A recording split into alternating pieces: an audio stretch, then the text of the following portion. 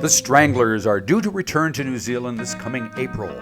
With guitarist Hugh Cornwell gone solo, drummer Jet Black retired, and keyboard player Dave Greenfield sadly passed away, that leaves bassist JJ Burnel as the last original Strangler in the band. And we find him hanging around in the south of France, ready to serve it up nice and sleazy. And if you should see Dave, say hello. And if I'm not mistaken, the last time that the Stranglers played Auckland was like the last gig that Dave did with you guys before he passed away. So do you have a memory of that show at all? You were at the Auckland Town Hall. I just remember it was great fun. We had a few beers with a few Auckland people afterwards, and and then I think the next day or the day after that, Dave and I flew back out together. Right. Which was the last time I saw Dave. Really? Oh man. Yeah, I mean, the band has always been kind of in a little state of flux with people, coming and going and not coming and not going. So how's that? Right. You've been the one kind of constant since the very beginning. What kind of? I know no one's ever said that a French person will be constant. Oh, well, there you go. There you go. Yeah. So, what is that like for you to keep it going through all that stuff? Well, I'm a man on a mission. Right. I think if it wasn't the Stranglers, I would still need a creative outlet. But as it is, I've got the Stranglers have evolved over the years. Changes of personnel. Sure. But the sound hasn't changed really much. I mean, it's evolved, as we've got older. Yep. And maybe some of the subjects that we're writing about have changed, but fundamentally, everything is more or less. I don't know. We've created our own niche. Yes, that's true. Our own sound and our own Weltanschauung. Our own way of looking at the world. Right. And anyone who doesn't fit in with that is not in the band. So, there you go. so that's why I suppose that's the constant. Right. Now, speaking of that sound, I wanted to ask you about that because a lot of people, rightly so, identify the keyboard with the sound because it was unique to whatever else was going on back in the. Well, his playing was unique. Yeah. The way we thought it was unique until we met Toby.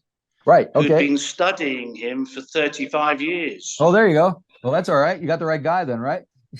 Of all the people in the world to replace Dave, if he could be replaced, that is, we got Toby, who's as much of a geek, and sometimes we tap him on the chest and say, "Dave, are you in there?" Because he's as much of a geek as Dave was, but he's an incredible player. Yeah, but each of the four members of the band does have their own unique sound, including you on the bass. So when you were coming together, were you aware of that uniqueness of the sound? Did you have a common goal or thread, or it was what it was?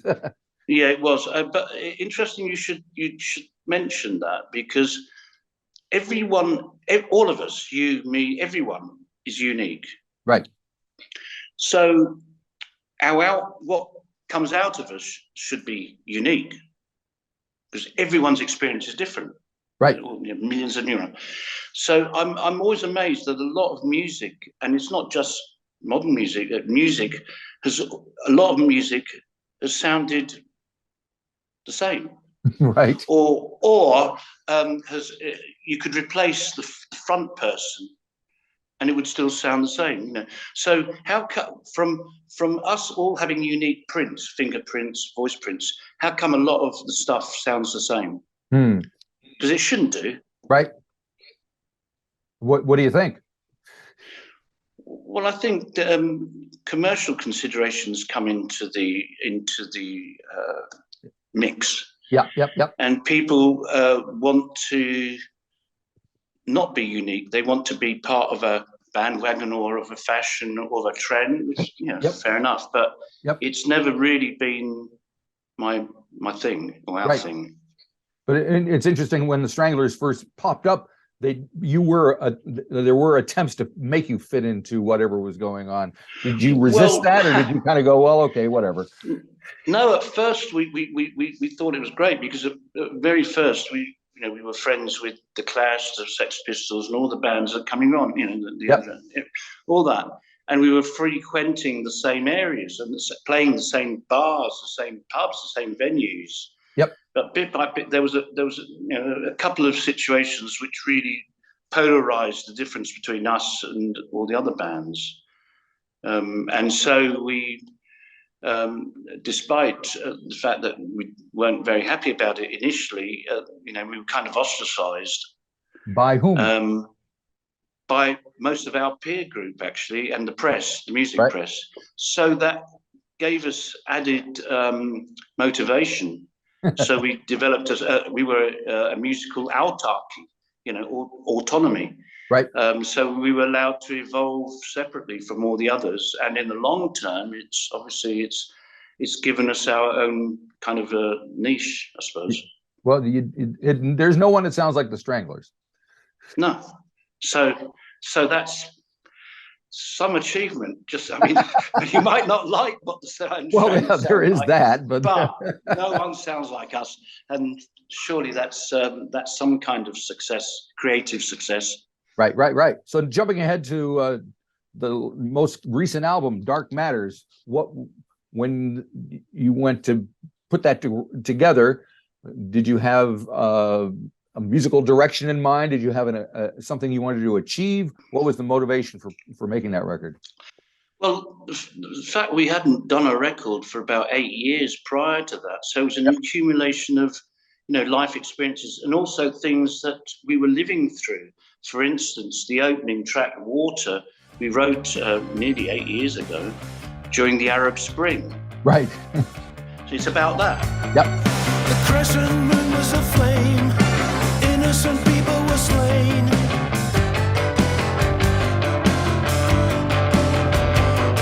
They disagreed with their masters, who shot them down in cold blood.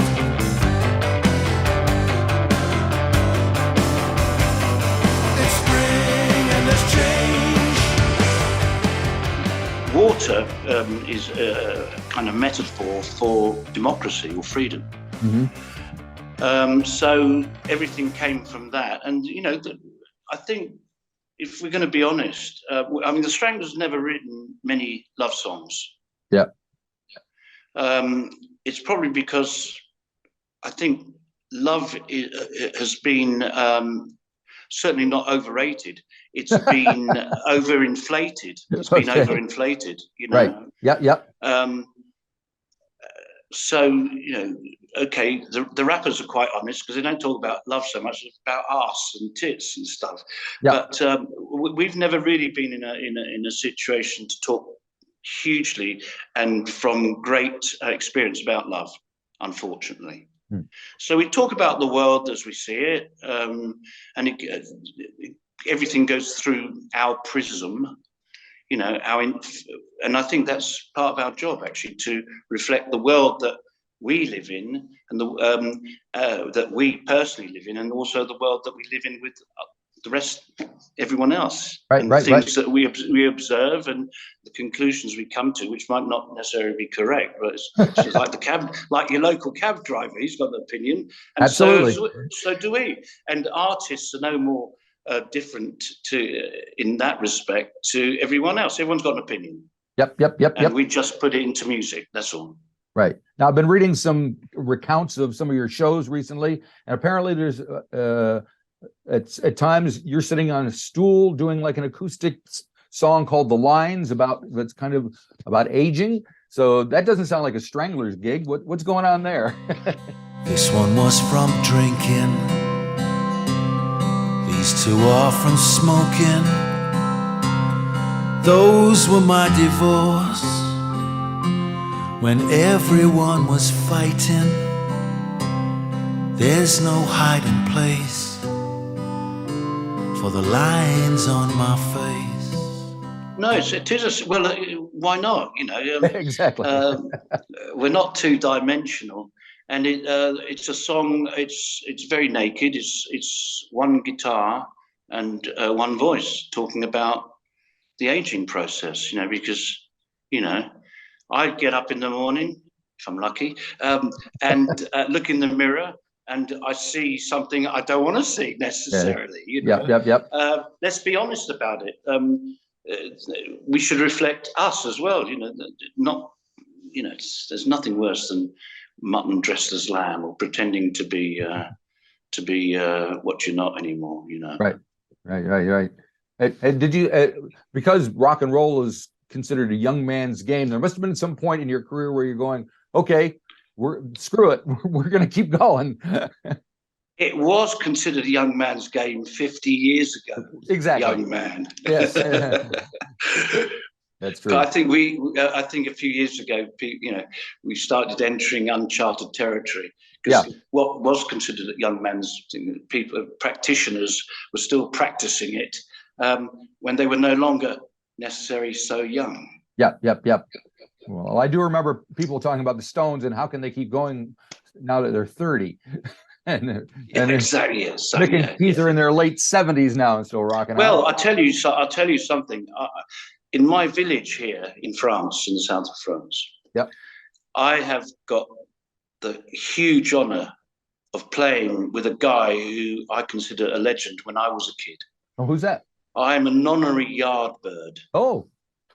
I play with Jim McCarty every week. We just, the drummer, the original drummer, we still can go out with the name, actually, Yardbirds. He is still fantastic. He's nearly 80. And we just have great fun playing stuff. That's pretty cool. That for me is the band, Yep. I mean, Jimmy Page, Eric Clapton, Jeff Beck in one band. Yep. Can't go wrong there. So, and he's still rocking it. Very cool. In answer to your question about age. Yeah, thank you. So you've got some time off now. I think the last gig you did was a few weeks ago, and you're kind of off until March. Is that so? When is that a time for you to kind of recharge your batteries? Of course, yeah. Yeah. Recharge my batteries, write a few tunes when they come into my head, ride my motorcycle, eat some French food, drink some French wine, because I'm right in the middle of the vineyards here. Nice. And recharge batteries so we can blitzkrieg New Zealand. Please do. on 100% energy. Excellent. So what is do you have a plan of action when you hit the road again and head down to this side of the world? What do you mean? Like when do you sit there and go, okay, well, we've done this for the previous tour, now we're going to do this, or well, we've got the luxury of embarrassment du choix, as the French say. So we try to change the set list every night. Sometimes we don't, right? But we can. We can, and it keeps us on our toes. And if you started playing the same thing every single night, you'd start going through the motions. You become a karaoke band, and that's not what we're about. Yeah, yep. So you say you might be writing a few tunes along the way. Do you write for yourself? Do you write for the band? Do you write for an audience? What's your motivation there? Well, I would love to write for an audience, but no, I have to write for myself. And if other people pick up on it, then that's communion, that's success, isn't it? Yep. If people can engage with what you're saying and how you're saying it, that's the recipe for success. Which doesn't always work. Well, I guess not, but nothing always works. Absolutely, yeah. So there you go. So is there anything musically that you wanted achieved that you haven't done, that you're still going, oh man, if we could just do this? I don't know. Okay. So that means yes. Okay. Yeah. All right. I'm open to anything that comes into my brain, right? Into my experience. I really am not blinkered about where the music comes from. And I think people who love music will not just engage with one kind of style. Right. I think if you're a musician, you want to pick up and learn from all different other musicians and other styles of music, and sometimes and then steal from those, Sure. borrow something. Yeah. Be inspired by. Yeah, exactly. That's Exactly. the word. That's the term. Yeah. Yeah. And speaking of different musicians, obviously there's different musicians within the band now. You're the only guy from back in the 70s, with Jet is kind of retired and Hugh's off doing his thing, and sadly Dave's no longer with us. So does it feel like a different band to you? Is it working with different personalities and different people with different abilities affect what you think of the band? Well, the abilities are second to none. Okay. Otherwise, they wouldn't be in the Stranglers in the first place. The personalities are different, which is enriching. All right. We all like to meet new people, but when we're on stage and rehearsing, it's the Stranglers. Right. It's this machine. Yep. All right. So when you go back in, are you thinking of going back in the studio? Will that be a? Oh yeah. Yeah. Tonight, in about an hour's time, I'll be in the studio tonight downstairs. By yourself or with the rest of the band? No, by myself. I haven't brought them into France yet. They voted Brexit, so they. Right, that's the problem, isn't it? Jesus. No, they didn't. No, the guys in the band did not vote Brexit. Oh man, but that's it. Well, I'm glad you brought that up. So, how does that affect the band? And bands in general have kind of alluded to the fact that this is a big problem. So, have you had to deal with that? It's a bit more of a logistical problem now, because you can't just. They've created dispensation for musicians to travel around Europe. Initially, they couldn't, and with all the logistics involved with equipment, for instance, you now have to sign off, carnets, stuff which you didn't have to do, right? When they were part of Europe.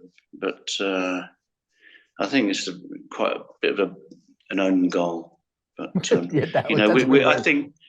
Well, Europe needs to be united, not homogeneously, just in spirit. Right. And that's kind of put a big crack in the idea of Europe. I mean, the idea of Europe was originally created by the French and Germans to try to avoid another war and to find things in common rather than the things that they had in differences they had.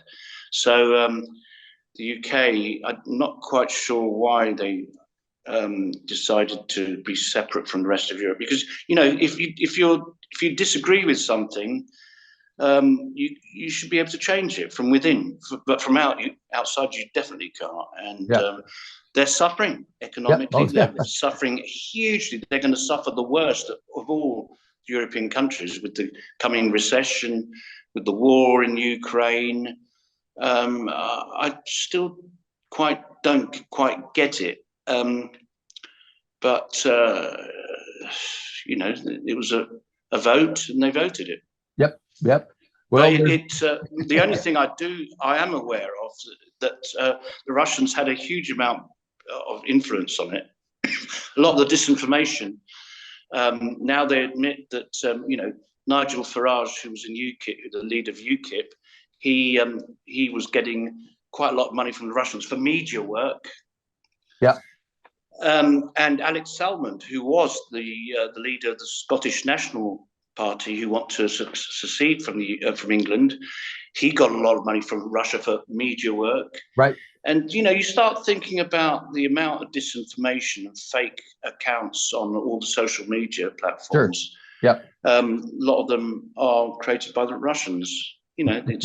It's another form of warfare, isn't it? Cyber warfare. So I think a lot of the things that people wanted to believe in the UK were fed from abroad, from Russians. Right. Well, and the same thing in the US. I mean, the whole thing with Trump and all that, and they're blaming the Russians too. But at some point, you got to take responsibility. It's like, well, nobody forced them to vote the way they did. Absolutely, yeah. But they voted based on misinformation. That's the thing. Yeah. I don't know. It seems odd, but hopefully, I mean, something will work itself out because it kind of has to, I guess. Well, of course, Europe without the UK is incomplete. Yeah. And so is the UK without Europe. Well, the UK without Europe, yeah. I mean, yeah. Everyone needs it. They all need each other. Cool. All righty. So back to the Stranglers. I'm looking forward to seeing you guys when you get here because I've been following you guys since day one. So I'm just the right age for it. Do you find many younger folks coming to see the band? Many, sorry, I coughed just when you said that. Many younger folks. Coming Yeah. There's the demographic is really spread now. Oh, cool. Yeah. Why do you think that is? Because probably they've discovered not through commercial outlets, that's for sure, through radio, but through some of the nosier ones and the more esoteric ones have found us through social platforms and realized that our music is not dated, right, and is relevant. Yep. That's what I'd like to think. Yeah, well, there's nothing wrong with that. Yeah. And did you think that 50 years ago, or you'd still be playing and people would still be listening to the Stranglers? Absolutely not. But then, we thought, well, if we get a single out in the next 6 months, we've made it, Yeah, right. No, of course not. No, of course not. It was not something that you considered as something to do for life. It was a period in your life that you would hopefully enjoy. Yep. For however short it lasted, Exactly. All righty. Well, thank you for spending time talking to me. I'm looking forward to seeing you guys when you get here. And it's been a pleasure. Have a great day over there in beautiful France. A friend of mine just moved from here to over there, and I'm jealous of her. So really, although it's beautiful whereabouts? Here too. I can't. I'm not sure off the top of my head, but okay. Yeah, New Zealand some little is town. Fantastic. Yeah, I'm New not Zealand. Yeah, How I can agree. you complain? You've got space, you've got beautiful country, you've got some of the coolest things, and you used to have the best rugby team in the world. But we still do. It's a female team now. It's the Black Ferns. The Black Ferns now. It's the female team that's the best. Yeah, they are. Yeah. So, congratulations. Everything's there's changed. It's all the same. Okay. All righty. Thank you very much. Have a great day. Plus ça change. Cool. Take care. Je ne sais pas.